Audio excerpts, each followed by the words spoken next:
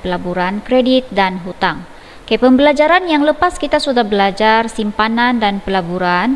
So untuk kali ini kita masuk ke dalam 3.2. Okey, di sini 3.2 kredit dan hutang part 1.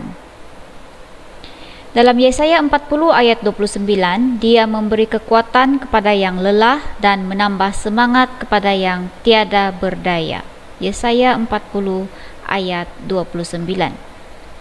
Standard pembelajaran kita pada hari ini adalah kamu dapat menjelaskan maksud kredit dan hutang. Okey, dan seterusnya menghuraikan pengurusan yang bijaksana tentang kredit dan juga hutang. Okey, apakah yang anda faham tentang kredit dan hutang? Okey, kredit. Perkataan kredit ini boleh membawa beberapa maksud.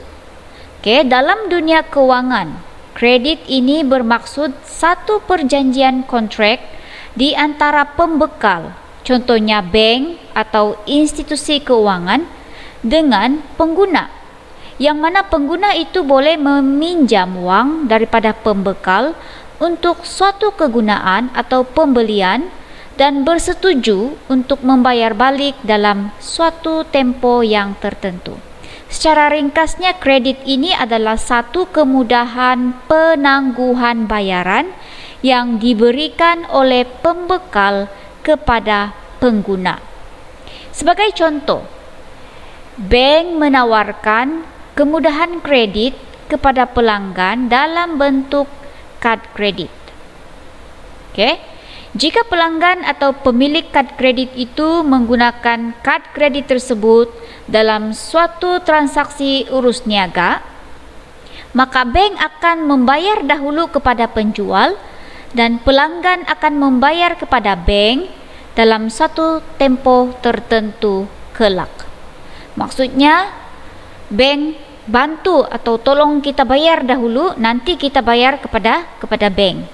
Semua saya percaya semua orang tahu, semua kamu tahu pasal kad kredit. So kad kredit itu adalah satu contoh yang sangat famous lah. Okey, famous.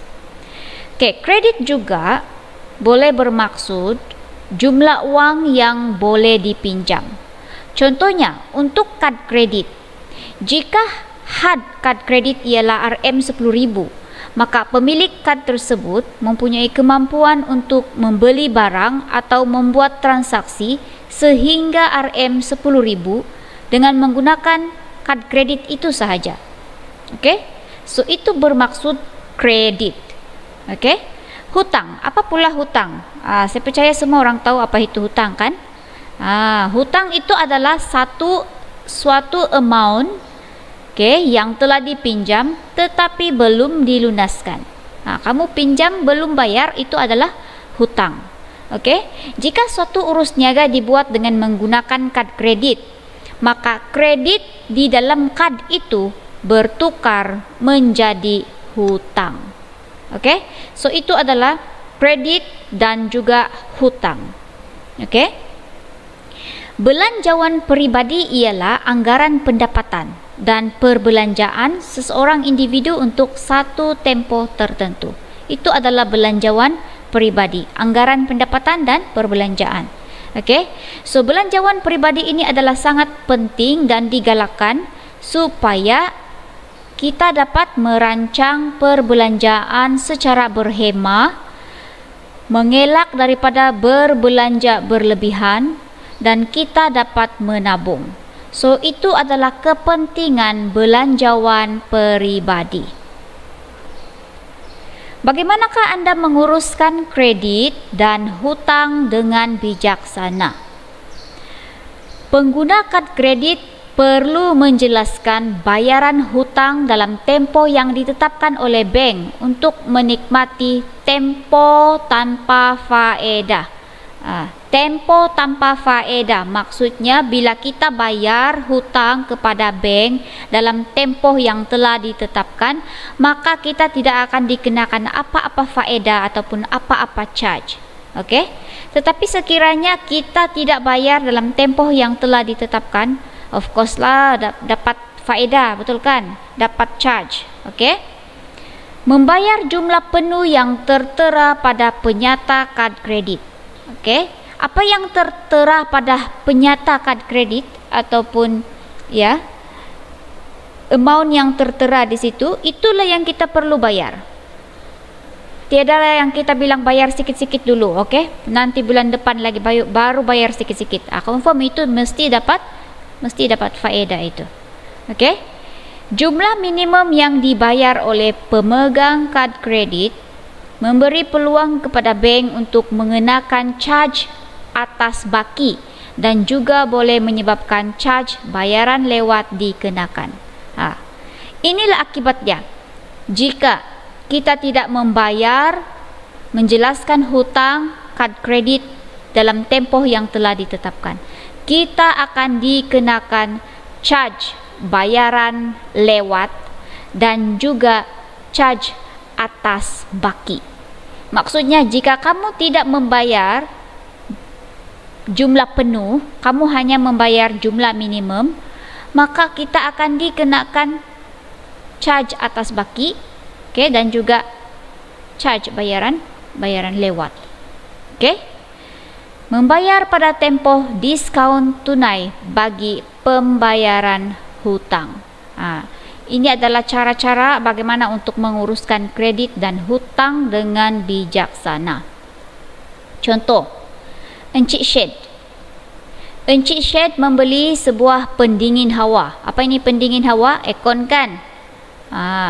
Yang berharga RM3,200 pada 15 Julai 2018. Beliau kekurangan uang tunai sebanyak RM1,200 tetapi memiliki kad kredit dari Bank Cemerlang. Beliau juga tahu bahawa kekurangan uang tunai ini boleh dibayar pada hujung bulan tersebut apabila beliau mendapat gaji. Soalan pertama, apakah cara kemudahan kredit yang boleh digunakan oleh Encik Syed untuk mengatasi masalah kekurangan wang tersebut? Apa cara dia? Cara dia ialah Encik Syed boleh menggunakan kemudahan kad kredit. Betul kan? Sebab dia mau beli aircon harga 3,200. Tapi dia tidak cukup 3,200. Dia cuma ada wang tunai 1,200. Tapi dia ada kad kredit. So dia boleh menggunakan kemudahan kad kredit itulah. Okey? Soalan kedua, nyatakan kelebihan dan kelemahan cara pembayaran yang anda nyatakan dalam jawapan A. Okey. Tadi kita punya jawapan adalah kemudahan kad kredit.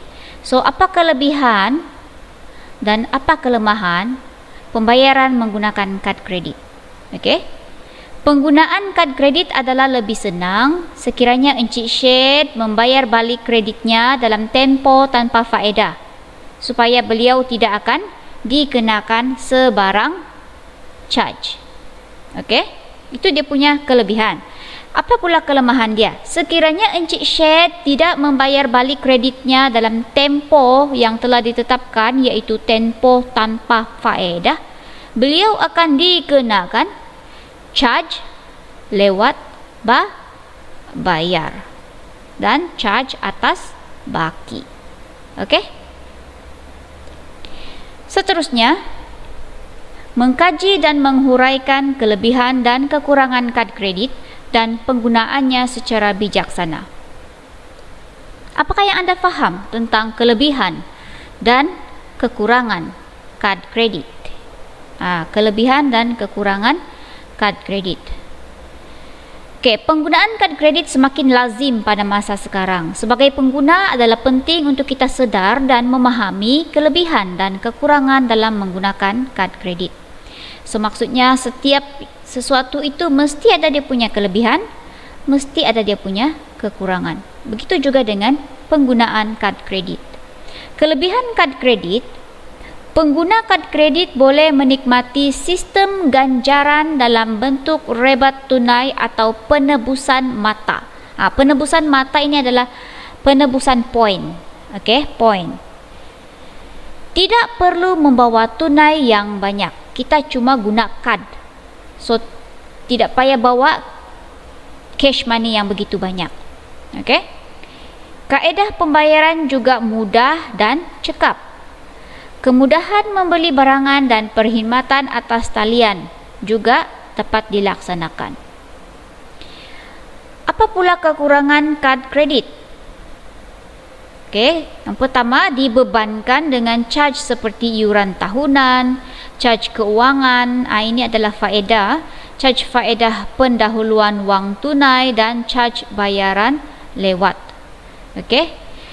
Charge tahunan, maksudnya bila kita ada kad kredit, setiap tahun mesti ada iuran tahunan. Okey. Charge keuangan ini faedah sekiranya kita tidak membayar dalam tempoh yang telah ditetapkan. Okey. Berbelanja lebih daripada sepatutnya. Okey, biasanya bila ada kad kredit, kebarangkalian untuk lupa daratan atau lupa dunia itu ada. Okey, ada. Saya tidak cakap wajib, tapi memang ada. Okey, kebarangkalian untuk berbelanja lebih daripada sepatutnya itu ada. Jadi itu adalah salah satu juga kekurangan kad kredit. Sebab itu setiap orang yang mempunyai kad kredit harus pandai dia pandai manage dia punya kredit lah. Okey. Sesetengah kedai tidak menerima pembayaran melalui kad kredit. Bukan semua kedai akan terima pembayaran melalui kad kredit, tidak semua. Jadi setengah kedai itu dia tidak terima pembayaran melalui kad kredit. Jadi itu adalah satu kekurangan kad kredit juga. Okey. Akan tetapi bukan semua individu layak untuk memiliki kad kredit. Ada syarat dia. Bukan bilang 6 tahun pun boleh sudah ada kad kredit. Tidak, mesti ada syarat. Okey, yang pertama adalah mesti umur 21 tahun ke atas. Okey, jadi untuk tingkatan 3 belum boleh ada kad kredit. Okey, kemudian berpendapatan minimum 24,000 setahun. Maksudnya jumlah pendapatan dia mestilah 24,000 setahun minimum. Okey, dan memenuhi syarat-syarat lain yang akan ditetapkan oleh pihak bank. Dan untuk apply kad kredit ini dia perlu mempunyai penyata slip gaji dan juga dokumen sokongan. Okey. So sebagai pengguna kad kredit dia perlulah mematuhi tanggungjawab sebagai seorang pengguna kad kredit apabila dia sudah tanda tangan borang permohonan kad kredit. Okey. So sebagai pengguna kad kredit dia harus menandatangani kad kredit sebaik sahaja dia terima. Simpan kad kredit di dalam dompet supaya mudah sedar sekiranya hilang. Okey. Supaya bila hilang terus boleh sedar, sebab dompet itu selalu hari-hari kita buka dompet. Betul kan? Okey. Tidak memberikan butir-butir kad kredit kepada orang yang tidak dikenali. Okey, jangan sesekali memberi sebarang butir kad kredit kepada siapapun. Okey, hafal nombor PIN dan jangan mencatat nombor PIN di belakang kad. Ini jangan catat nombor PIN di belakang kad. Bila orang jumpa hilang, orang jumpa senang, orang tahu number PIN, password. Okey. Semak urus niaga dalam penyata kad kredit yang diterima pada hujung bulan. Okey, so setiap hujung bulan akan ada diberi penyata kad kredit. Apa sahaja urus niaga yang telah kamu lakukan sepanjang bulan tersebut. So bila dapat penyata itu semaklah, janganlah dapat penyata terus buangkan. Semak penyata apa urus niaga yang telah dilaksanakan sepanjang bulan tersebut. Okey, so itu sahaja untuk hari ini. Kita mengenali apa itu hutang, apa itu kredit, okey, kelebihan dan juga kekurangan kad kredit. Okey, so itu sahaja untuk hari ini. Dan kita akan sambung pembelajaran pada video yang seterusnya. Yesaya 40 ayat 29, dia memberi kekuatan kepada yang lelah dan menambah semangat kepada yang tiada berdaya. Tuhan akan memberi kekuatan kepada yang lelah dan juga menambah semangat kepada yang tiada berdaya. Thank you.